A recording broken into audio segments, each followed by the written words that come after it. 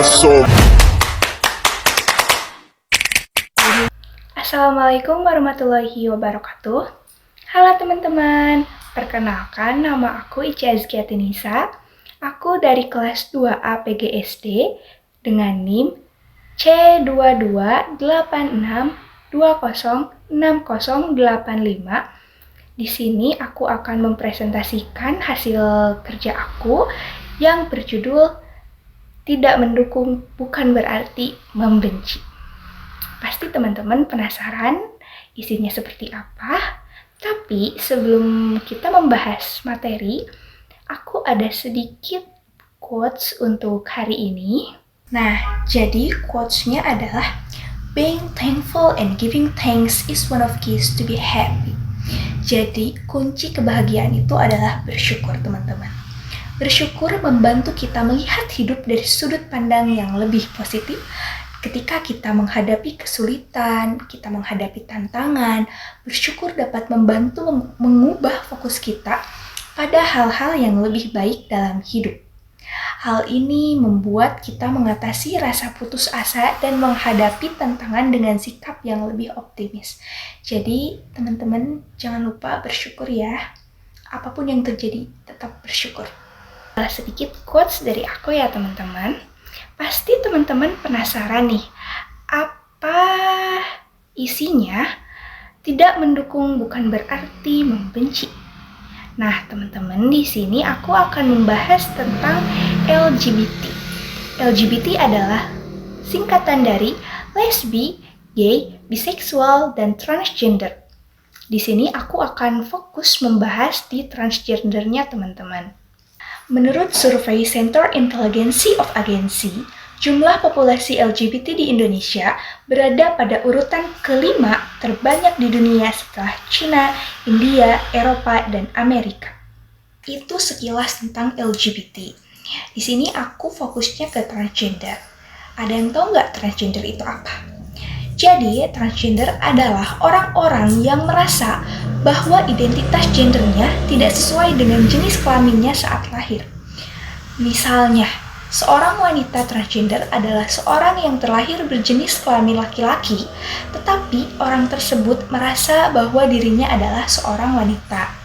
Begitu pula, jika seorang laki-laki transgender adalah seorang yang terlahir berjenis kelamin perempuan, tetapi orang tersebut merasa bahwa dirinya adalah seorang laki-laki. Begitu, teman-teman.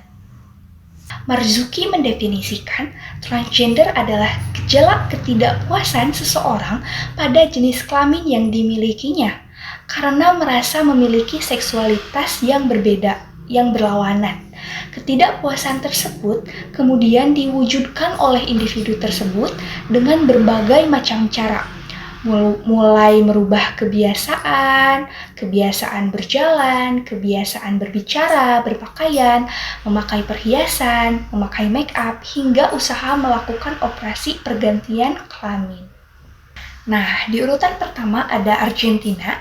Sebagai negara ramah LGBT, pada tahun 2010, Argentina menjadi negara pertama di Amerika Latin dan ke-10 di dunia yang melegalkan pernikahan sesama jenis. Sebuah tonggak sejarah untuk negara Katolik di mana saja. Hukum mengizinkan pasangan sesama jenis untuk adopsi anak dan pasangan lesbian memiliki akses yang sama terhadap perawatan fertilisasi in vitro. Kedua, ada negara Maple. Apa nih? Ada negara Kanada. Sejak 1982, Piagam Hak dan Kebebasan di Kanada telah menjamin hak dasar komunitas LGBT. Pernikahan sesama jenis telah legal sejak tahun 2005. Orang-orang transgender dapat mengubah nama dan jenis kelamin yang sah tanpa operasi. Mereka memilih untuk menjalani operasi dapat menggunakan cakupan layanan kesehatan publik. Sejak tahun 2017, orang dengan identitas gender non-binder dapat mencatatkannya di paspor. Sikap kewarganegaraan terhadap orang-orang LGBT di Kanada ini bersifat progresif. Dengan survei Pew pada tahun 2013 menyebutkan bahwa 80% dari orang Kanada menerima homoseksualitas. urutan ketiga ada Belanda. Sebanyak 57% dari mereka positif tentang orang transgender dan keragaman gender. Menurut sebuah studi pada tahun 2017 oleh The Institute Belanda untuk Penelitian Sosial, Belanda mendiskriminalisasi homoseksual pada tahun 1811. Dan bar untuk gay pertama dibuka di Amsterdam pada tahun 1927.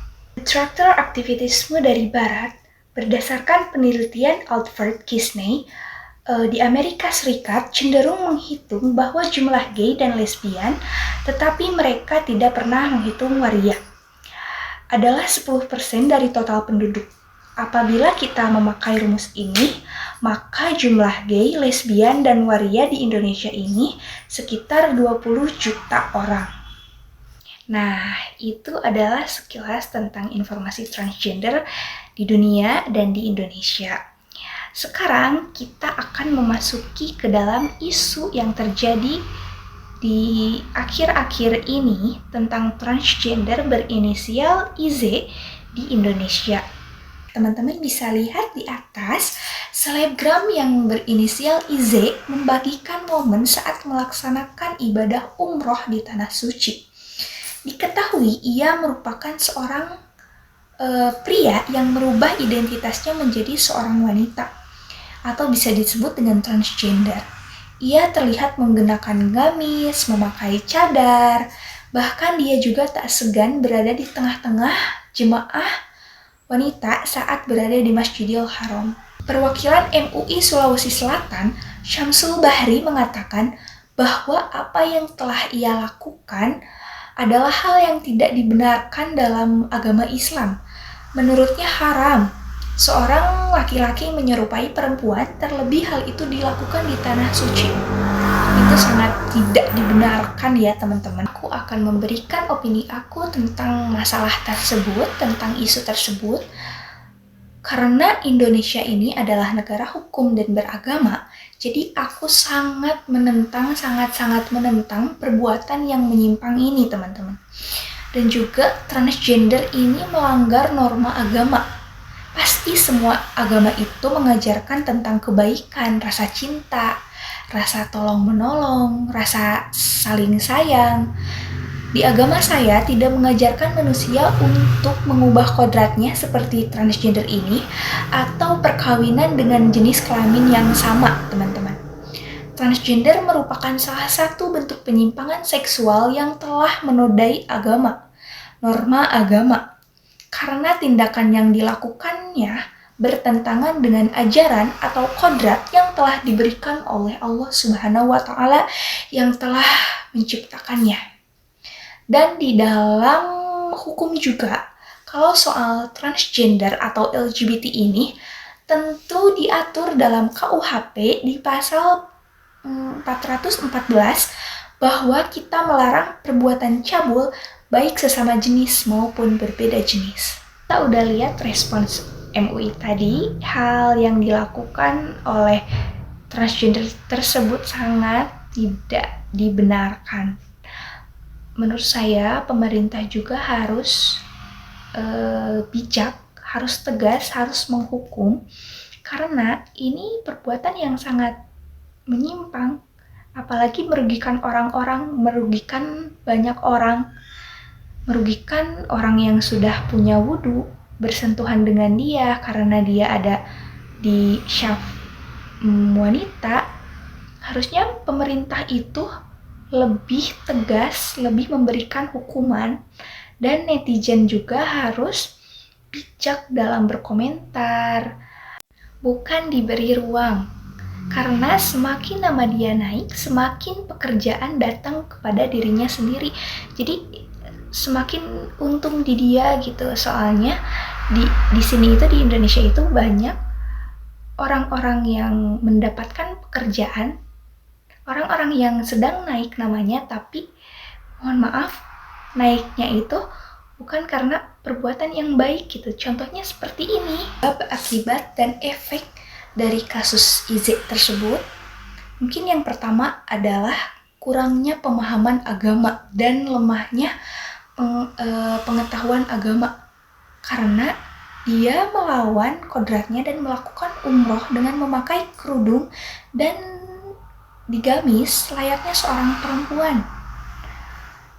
Dan juga dia itu kemungkinan sedang sepi pekerjaan sehingga dia melakukan umroh dengan pakaian tersebut, sehingga dia makin terkenal, makin namanya naik.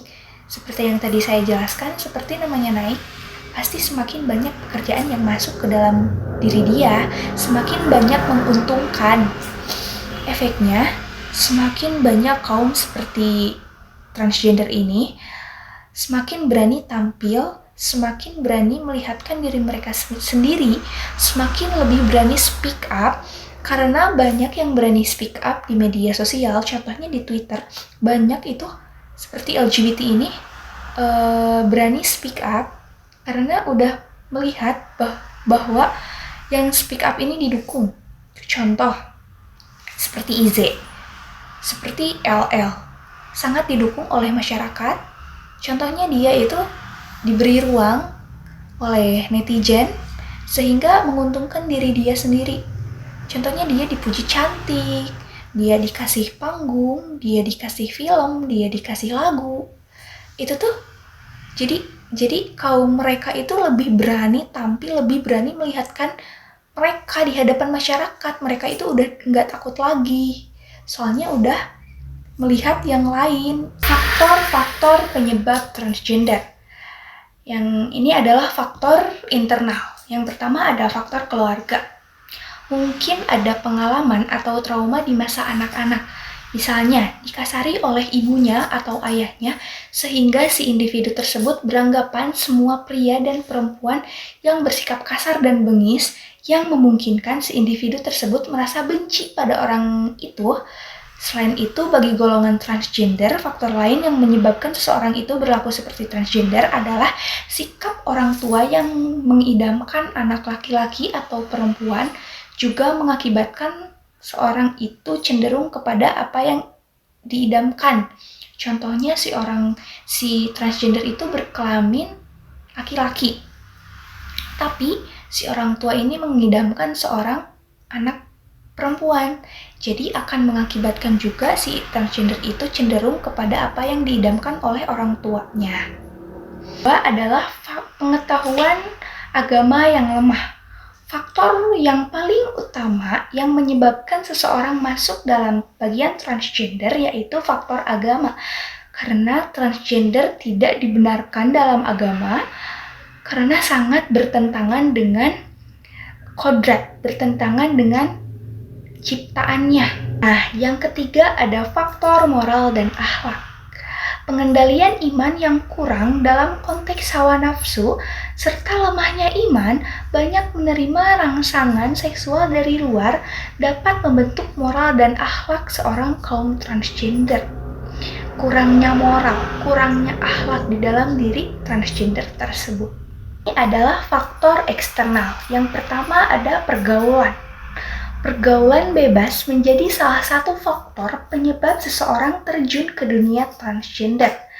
Akibat kurangnya perhatian dari keluarga yang menyebabkan seseorang cenderung mencari perhatian dan kehidupan dari lingkungan di sekitarnya, baik dari sekedar mencari teman hingga memperoleh kasih sayang yang tidak didapatkan dari dalam keluarga. Yang kedua ada faktor pendidikan. Pendidikan yang diberikan oleh orang tua sangat berpengaruh terhadap pertumbuhan anak. Misalnya beberapa kasus orang tua yang sangat menginginkan memiliki anak perempuan, akan tetapi takdirnya ia melahirkan seorang anak laki-laki sehingga menandani memakai pakaian seperti wanita, seperti memakai rok, memakai bandeau, dan semacamnya. Dan yang terakhir ada faktor lingkungan. Faktor lingkungan menjadi alasan kenapa seseorang menentukan pilihannya untuk terlibat dalam komunitas transgender.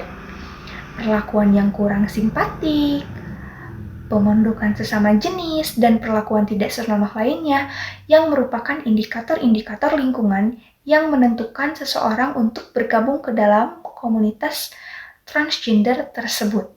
Solusi dan saran atas kasus IZ tersebut dan untuk transgender yang lainnya.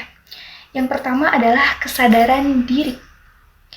Meskipun kita memberikan edukasi, memberikan arahan, tetapi jika individu tersebut tidak ingin berubah, maka akan susah. Jadi yang pertama harus sadar diri, harus mengedukasi diri sendiri sebelum diedukasi oleh orang lain. Dan yang kedua adalah ada dukungan keluarga.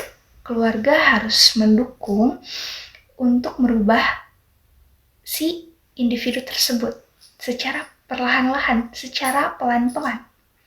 Dan yang ketiga ada menjaga pergaulan. Pergaulan itu sangat berpengaruh kepada individu seseorang. Sangat berpengaruh, jadi kita harus menjaga pergaulan, kita harus tahu mana yang benar, mana yang baik, dan kita juga harus seleksi dalam memilih teman. Mana teman yang baik, mana yang teman yang mengajarkan kita dalam kebaikan, seperti itu. Dan yang selanjutnya ada edukasi. Pemerintah dan masyarakat atau lembaga-lembaga harus memberikan edukasi, contohnya diadakan seminar seperti itu. Dan selanjutnya adalah negara harus membuat undang-undang yang jelas dan tegas yang berkaitan dengan transgender dan LGBT. Netizen juga harus bijak dalam menyikapi sebuah isu, jangan memberikan ruang seperti itu. Pemerintah juga seharusnya merehabilitasi kaum transgender yang ada, karena kedudukan mereka semua sama di mata hukum. Dan selanjutnya adalah pemuka agama dan guru bertanggung jawab atas keselamatan umatnya dan senantiasa membimbing dan membina umatnya agar terjauh dari perilaku yang menyimpang. Mungkin cukup sekian presentasi dari aku. Mohon maaf apabila ada kata-kata yang kurang berkenan dan masih banyak kesalahan. Tadi kita diawali dengan quotes dan kita juga akan mengakhiri dengan quotes. Quotes-nya adalah, "You will get better, maybe not today, but someday." Assalamualaikum warahmatullahi wabarakatuh. Terima kasih teman-teman. Audio Jungle.